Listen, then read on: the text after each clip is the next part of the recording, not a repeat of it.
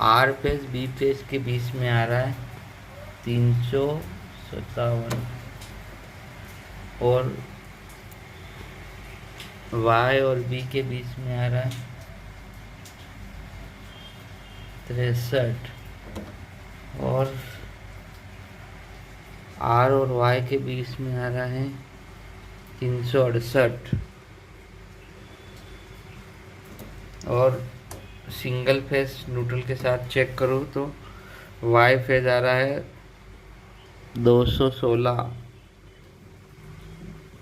Y phase बस 20, B phase आ रहा है, बी फेज एकदम लो आ रहा है,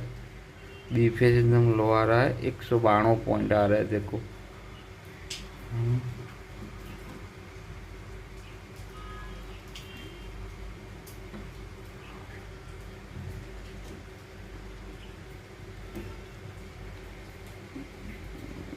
बी और न्यूट्रल के बीच में आ रहा है 191 पॉइंट,